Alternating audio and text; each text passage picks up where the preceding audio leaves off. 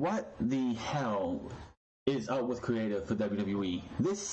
Last night on Monday Night Raw was some of the worst television I've ever seen in a while. And tonight, Smackdown Live followed up with some of the worst television I've ever seen. From Big Cass, which I don't give a shit about, the Iconics with Peyton Royce trying to pretend to like do a joke imitation on her opponent, to the Bar and the New Day in the back, and everything in between. This show just fucking sucked. This was by far a bad week for WWE overall. Good thing we have NXT tomorrow, which I am looking forward to, as we slowly build to June, I believe, June's Money in the Bank weekend, which will be 2 days before the tournament for the UK, which I don't know if that's going to be taped or live, but that's not here nor there. This show was fucking awful. I'm telling you right now, I've said it before and I'll say it again. Big Cass does absolutely nothing for me. And after tonight, he still does absolutely nothing for me. His promo is just, he's boring as hell. He was nothing but a catchphrase when it was him and Numbnuts, who's no longer there and probably retired from wrestling. This show was awful. No Andrade Cien, no Sanity yet. They both got promo packages about them coming soon. So, and no 2 weeks or whatever. So we don't know when they're coming. So we have no idea when that's going to happen. But it is nice to see promo packages for like up and coming stars for WWE. I mean, we did see that for the Bludgeon Brothers last year, but they weren't new people coming in. It was just a tag team getting a makeover. So to see Andrade Cien and Sanity all getting like 2 promo packages, that was a nice little touch. We don't see that as much anymore because it's always WrestleMania comes around. Night after WrestleMania, boom, new superstars. Drew McIntyre shows up on the Monday Night Raw for the Superstar Shakeup. Boom, nothing. So it's nice to see that, and I'm sure after this set of tapings is over for NXT, which continues tomorrow night, which will be week 2 of that 4 tapings of 4. So I'm thinking probably after Backlash, we'll probably see Sandy and Almas on Smackdown Live, but they weren't here tonight, so sad to be said. We did have The Miz host Miz TV and was supposed to be a guest with Daniel Bryan, was supposed to be his guest. And I understand why they did not do what they did tonight, like why they didn't have the confrontation tonight, because that just would have been, you already did it, so why would I want to see it on pay-per-view? They kept it away, and it was good to see that. They did have Miz cut a promo, but we'll get to that in a bit. We also had Big Cass. He made his presence felt, and just, I don't even care. I'm bored to death of Big Cass. I almost fell asleep during his promo.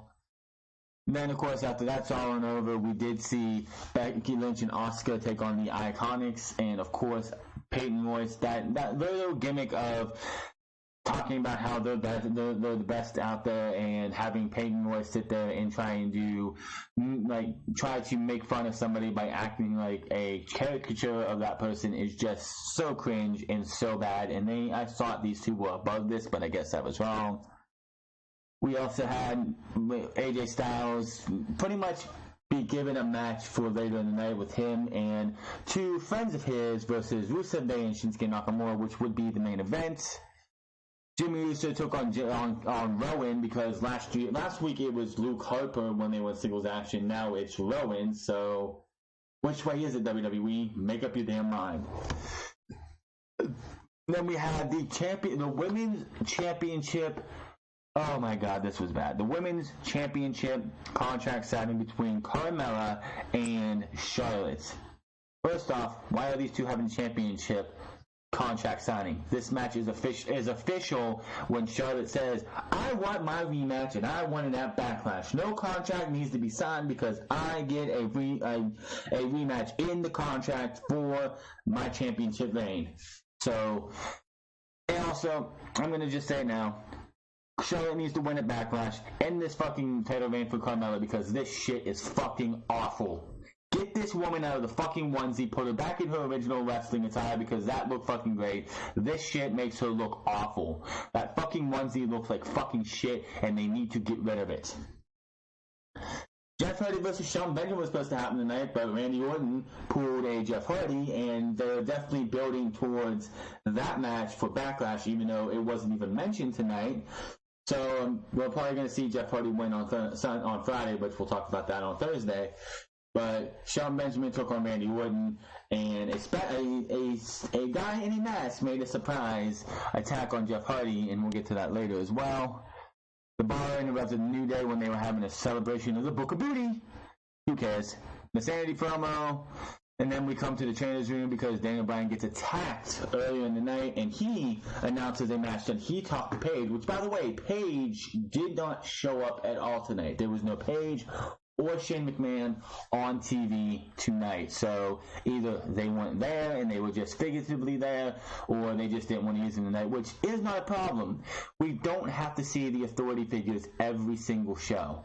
That was the thing that made SmackDown Live great back in 2016, early 2017, is because you didn't see Daniel Bryan or Shane McMahon every single week. Then we had the Zayn and Owens versus Shane and Daniel Bryan storyline for end of 2017 going into 2018 up until WrestleMania, so you were going to see Shane and Daniel Bryan a lot more. Now that that's all over with, they're on Raw and the other guys are on SmackDown. We don't have to see Paige or Shane McMahon every single week. Good on them. Good on them. Samoa Joe cuts another promo because he wasn't seen it was about the same old, so not much there. Then we had the main event, which was Rusev Day and Nakamura versus AJ Styles and his buddies, the Club, because of course you didn't see that coming. AJ Styles and the Club versus Nakamura and Rusev Day, and we'll get into that later. That was pretty much SmackDown Live. If you missed SmackDown this week and was hoping, if you were wondering, did they build to the Greatest Royal Rumble? And not really, other than AJ Styles mentioning his match with Nakamura in Saudi Arabia and Jimmy talking about them winning the tag team titles back at Saudi Arabia. That was about it. The Bar did mention that if they win on Friday, if they win the match, they do not stay on SmackDown. They're not bringing the tag titles to SmackDown. They're going back to Raw. So again, still tells you who's going to win the championship match, even though it's supposed to make it a little less predictable. But we still know that the Bar does not need to go back to Raw, because who would they be facing? They would get a rematch with Breezango and the Ascension and the AOP. That's it. I think they would do better on Raw, on SmackDown, unless someone was like, well, we don't have enough tag teams on Monday Night Raw. We need the Bar back over there because this tag team division sucks and it's not made of wood. Kevin Dunn, can't stand that guy. But that was SmackDown Live in the gist of everything. But the show opened up with The Miz and Big Cass's Miz TV. Is the moment that the world has been waiting for. Yeah, aren't we all? My guest tonight is a man who just last week threatened to punch me in the face.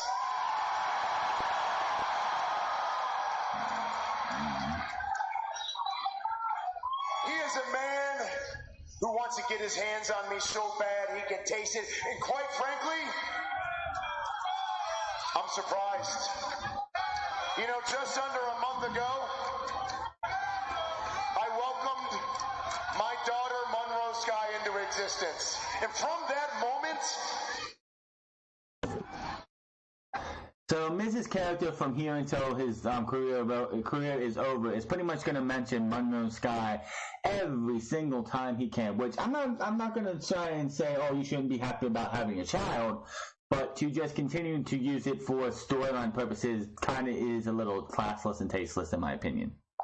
All the anger and bitterness that I had towards Daniel Bryan, it all melted away. You know, I'm surprised that Daniel Bryan didn't feel the same way when Birdie was born.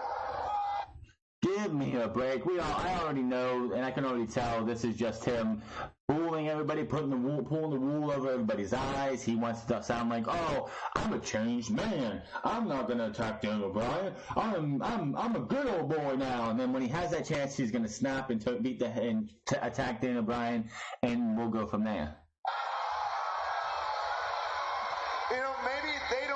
the same bond as Monroe and I, but you know, Daniel and I, we have a lot in common. We're both fathers.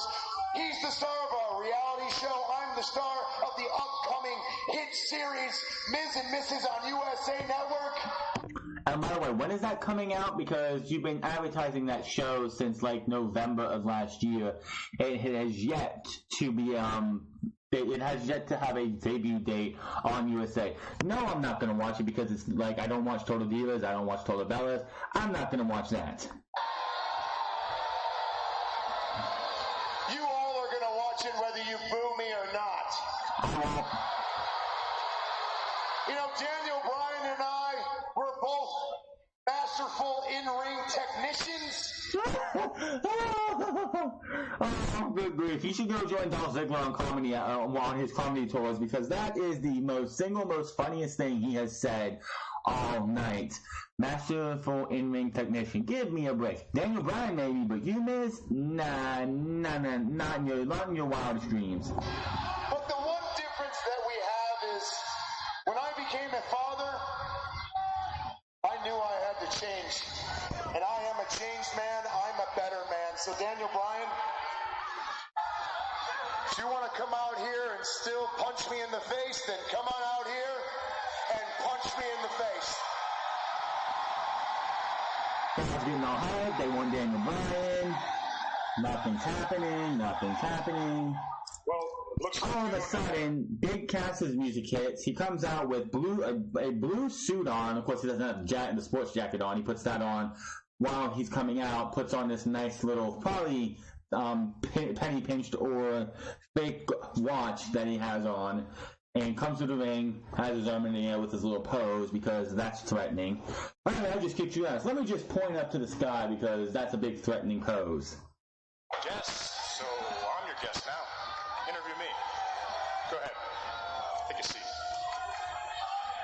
Well, I was supposed to be interviewing Daniel Bryan. Well, nobody cares about Daniel Bryan. Oh, he had a career-threatening injury. He might have never made it back to WWE. Well, I was on the shelf nursing an ACL injury for 7 months. Are you really trying to compare an ACL injury to multiple concussions and being forced to retire because of concussions? Definitely different. Yeah, an ACL tear, if it's done wrong and too bad, might end your career. But there's a stronger chance of you coming back to wrestle than with an ACL tear than there is for concussions if WWE feels that you are successful, you can get too many concussions and I can't say the word, but you're prone to concussions. There we go. Yeah, not even close, Cass. Nice try. And I work 24/7 to get back here as soon as possible. And the day that I get cleared, guess who also gets cleared? Daniel Bryan. If you're out here to try to help me with Daniel Bryan, I don't need your help. Despite what you think, Miz, not everything in this world is about you.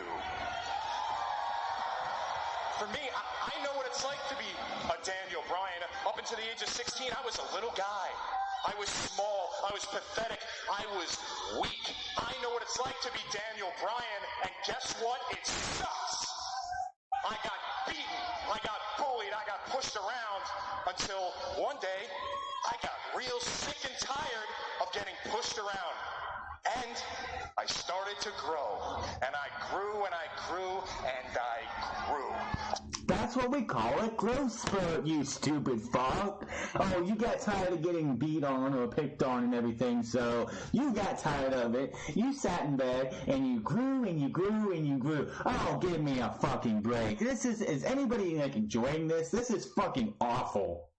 Like, completely awful. I hate Daniel Bryan because one day when I was 16, I was the size of Daniel Bryan, and I was sick and tired of getting picked on because I was a pussy little bitch until I grew 7 foot tall. Give me a break. To be 7 feet tall.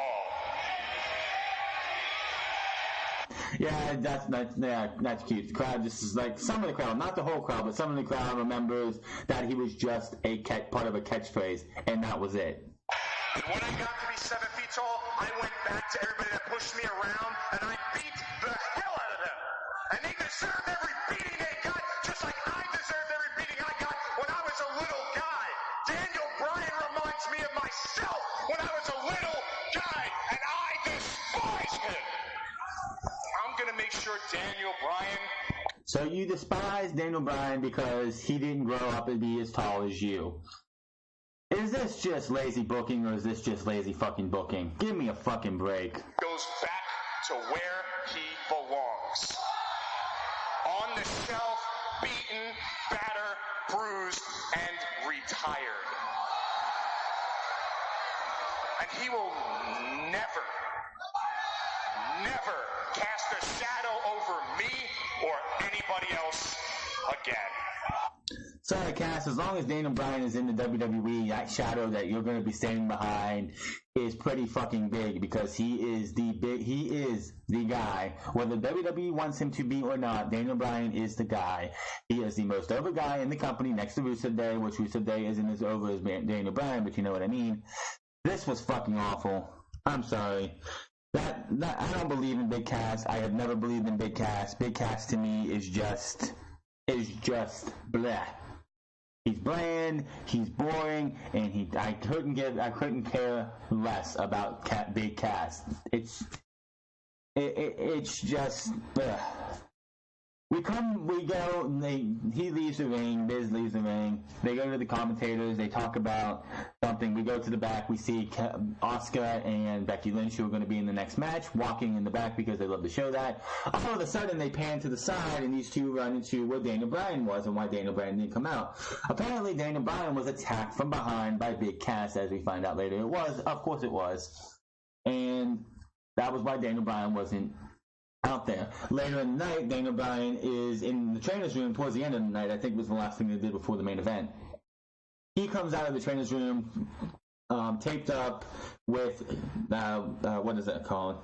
With some kind of special taping things with ice on his shoulder, and he said he's going to be ready for the Raiders for a Rumble, but after that, I get a match with Big Cass one-on-one at Backlash. So, yay? Daniel Bryan's going to do everything he can to make Big Cass look good, but Big Cass, to me, again, I don't have any faith in Big Cass. I don't see why anybody has faith in Big Cass. I do not give a rat's ass about Big Cass, so that's all of that. Then we had cringe promo number 1 of the night. We had, cringe promo number 2, because that one was awful. Not as much cringe, but awful. We have cringe promo of the night number 1 with Billie Kay and Peyton Royce of the Iconics in the ring before their match. Okay, so if Charlotte Flair beat Asuka's undefeated streak at WrestleMania, then we helped end Charlotte's title reign. Then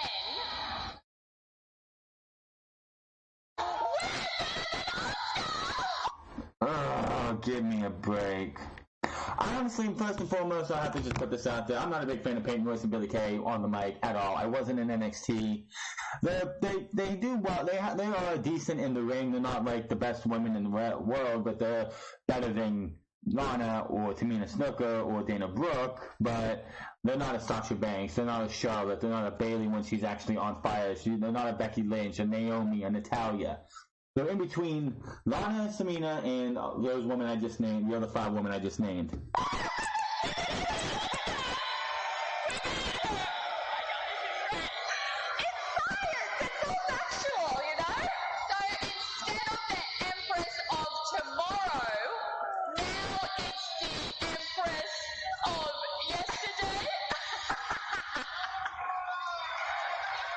Oh my god,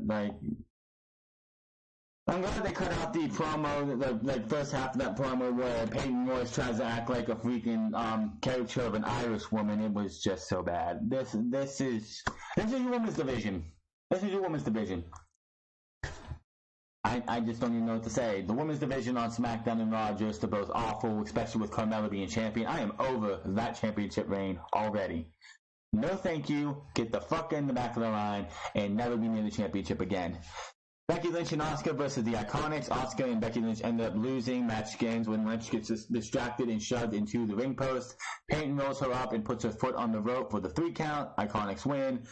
And, Asuka not undefeated anymore, so it doesn't really matter.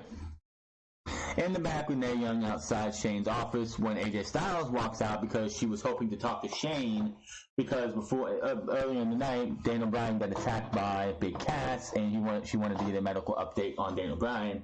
Why she was standing outside of Shane's office for that is beyond me when the trainer's room was right down the hall. AJ Styles walks out with a smile on his face, happy as can be, clapping his hands and everything. She asks him why is he what's he so happy about? First, he's happy about being able to get one-on-one again with Shinsuke Nakamura at the Greatest Royal Rumble. But why is he happy now? Because he gets a chance to soften up Shinsuke Nakamura before the Greatest Royal Rumble in a 6-man tag match with Nakamura and Rusev. And he says, I have 2 partners and it's going to be too sweet. Of course, it's Gallows and Anderson later on in the show. I missed half of this promo, but in the back, Naomi was with Jimmy Uso before he goes on to take on Rowan. I don't know if they had the promo on here. No, it doesn't look like it. But she wanted him to be careful because she's worried about him, her husband, and Jerry getting injured from the Bludgeon Brothers before their match at the Greatest Royal Rumble, and she's going to be worried at the Greatest Royal Rumble as well. He tells her, don't worry about it, don't come out, I don't need your help tonight, and we'll get the titles back and all that stuff, and they get all lovey-dovey and whatnot. Rowan versus Jimmy Uso. Rowan just beat the holy hell out of Jimmy for the majority of, the entire time of this match until the end. Jimmy did get a little bit of offense in towards the tail end of the match, but then Rowan just beat the hell out of him some more. Naomi's music hits. She does her little dance up on the thing, does a slide down. Harper gets super kicked by Jay outside. Rowan's distracted. Roman's distracted. He eats a super kick from Jimmy. Jimmy knocks him into the turnbuckle. He rolls him up. 1, 2, 3, and Jimmy Uso beats Rowan of the Bludgeon Brothers, thanks to an assist from his wife. I don't care if they have a clip or not. I'm not showing this next part. We have the Women's Championship contract signing, which Carmella was introduced. For whatever reason, Renee Young was overseeing this, not Shane and not Paige, which made absolutely no sense. No sense whatsoever why Renee Young was doing this. But she calls out Carmella first. Carmella gets pissed off because it's in what right mind are you calling me out or bringing me out first before the challenger? Whatever. She goes on a big rant and tirade of how she's done this all on her own. They show a video clip. They show a video package of how she won the Women's Money in the Bank on Smackdown, not Money in the Bank, because they don't want to associate any of this with James Ellsworth, who helped her win that Money in the Bank the first time. Oh, let's just rewrite history. Oh, that match at Money in the Bank, it never happened. The match with James Ellsworth grabbed it and dropped it down to her, it never happened, because James Ellsworth doesn't work for the company anymore. So let's just erase this dude from history. Then, of course, they show her winning the match on SmackDown. All of her, and like I said, get her out of the fucking onesie. They show clips of her when she was wearing her jacket, her top, her pants, her leopard print pants, and it's Liv Morgan's on Raw now, so you can go back to letting Carmella wear what actually makes her look good, because that onesie makes her look like shit. Plain and simple. Looks like shit.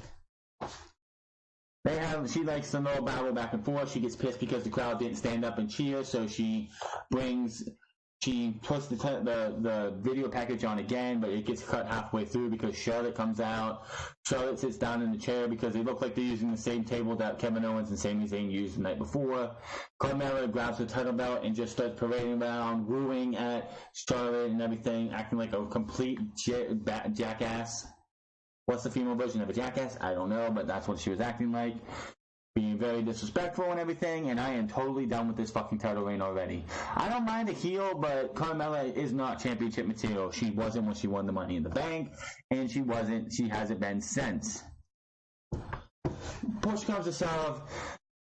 Charlotte signs the contract, smashes Carmella's face on top of the table, flips the table over Carmella, and then walks out. Carmella, I guess, during the commercial break, signed the contract instead of saying, you know what, you don't get your championship match and rip up. That's what I would do, but that's just me.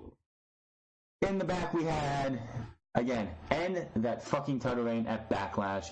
I'm over it. Already over and done with it. It's just cringe as fuck. She is not championship material.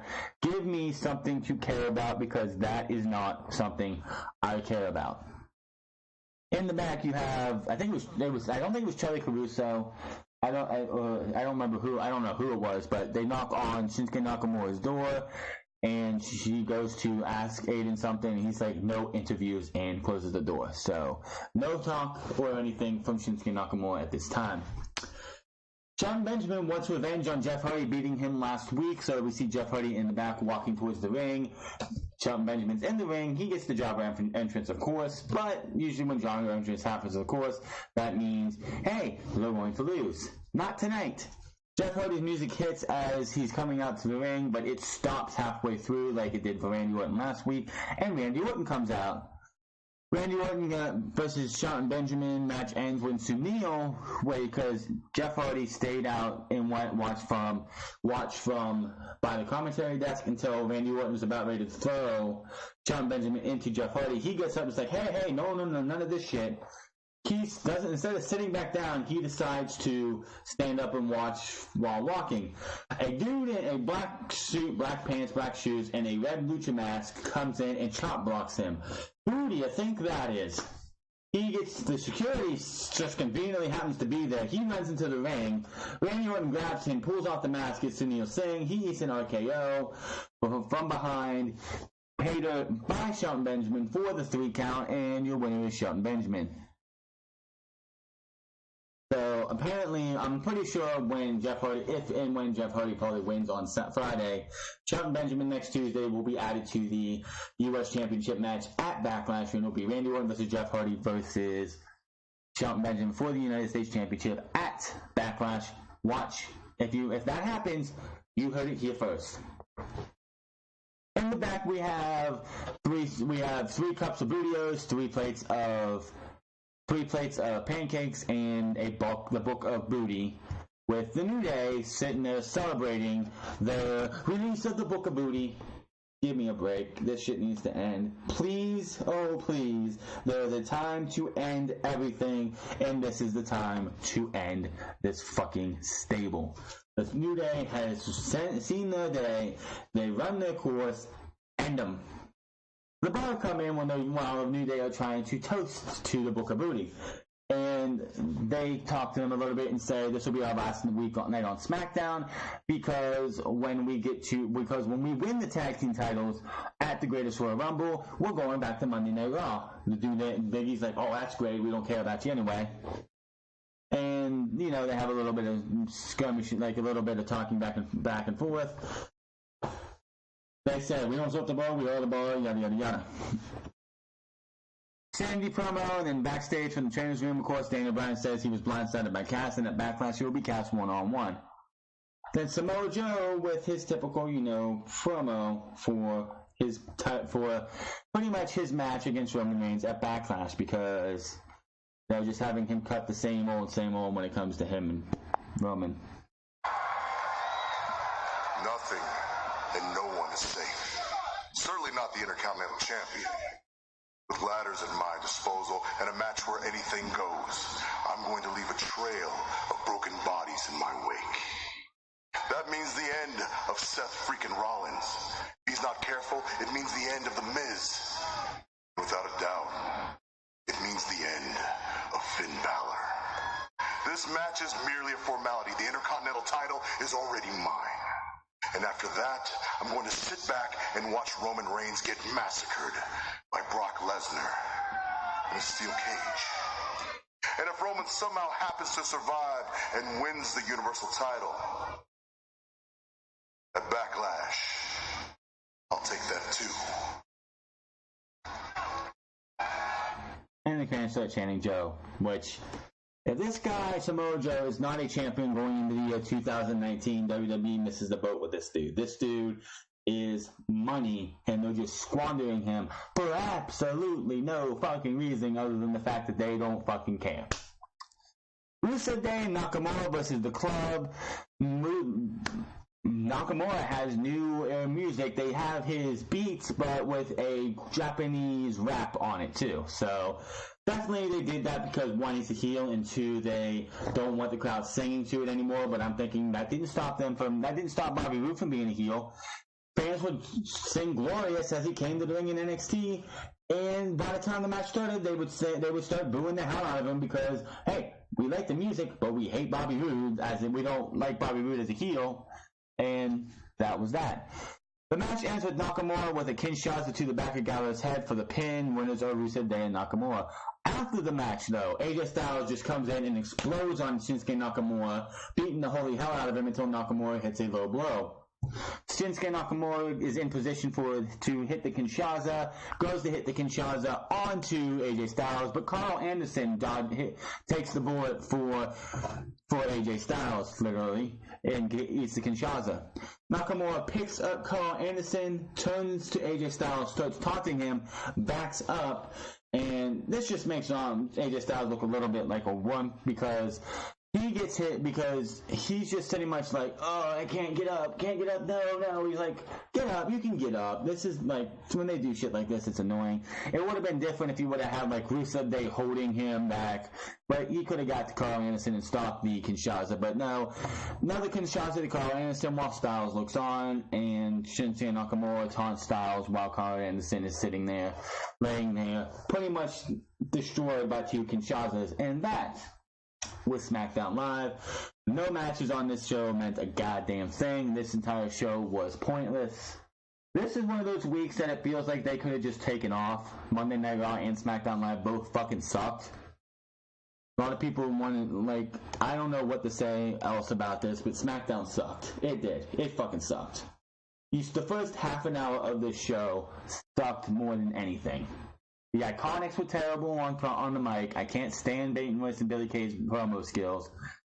They're just, it's like, oh, but they're a heel. Yeah, but they're so cringe-inducing and annoying, it's not even worth fucking mentioning. Cass, I have no feeling for. I don't want to see him on TV again. He's like, turn the channel worthy. When he comes on, I want to turn the channel. Let me think here. It's just WWE being lazy as fuck. Like, we had the Superstar Shakeup last week. Last week was the Superstar Shakeup. We all talked about how SmackDown was the one to win. SmackDown was going to be the one to become the new A show. And then what do we get? This week, same old. Just annoying. I don't know what else to say. SmackDown could do better. We're still gonna be interested to see what they do with Sanity when we get there. What they're gonna do. I mean, there will be a boost to the tag team division for sure. Even though you do have the Bludgeon Brothers, you do have the New Day. You still have the Bar, who are probably going to come back anyway. They're not going to probably win the tag team titles. There's no point in putting them back on Raw just to go up against the Revival, who are dead. The Authors of Pain, who weren't there this week, which is fine. We don't have to see them every week. And then, of course, the Ascension, who are garbage. So the SmackDown Tag Team Division looks like it will be a lot better after Backlash. Pretty much everything between now and the Monday and Tuesday after Backlash means absolutely fucking nothing.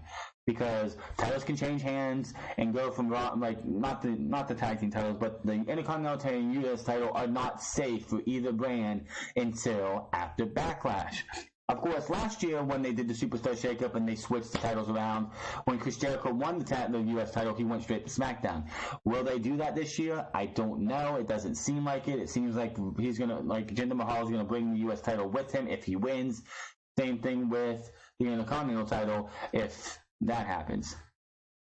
Not much here tonight. Can't wait for NXT tomorrow, where we'll see a whole hell of a lot better than what we've seen this week. NXT has yet to let me down in a show. This show sucked 110%. I apologize for anybody who had to sit there and watch that shit, because this show was just awful. Smackdown had an ample opportunity because The Rock dropped the ball majorly last night to actually give us something worth watching, and they dropped the ball and just pretty much shot all over everybody. It was fucking terrible. But I'm gonna get out of here. I've shit enough over this, because this show just not worth talking about, really. My name is The France. Find me on twitch.tv/TheFrance08. Find me on Twitter @TheFrance, and I will see you guys tomorrow for NXT review. Thursday for the Greatest Royal Rumble preview and predictions. Friday for the Greatest Royal Rumble, and Saturday for Unscripted. Until then, I will see you guys later.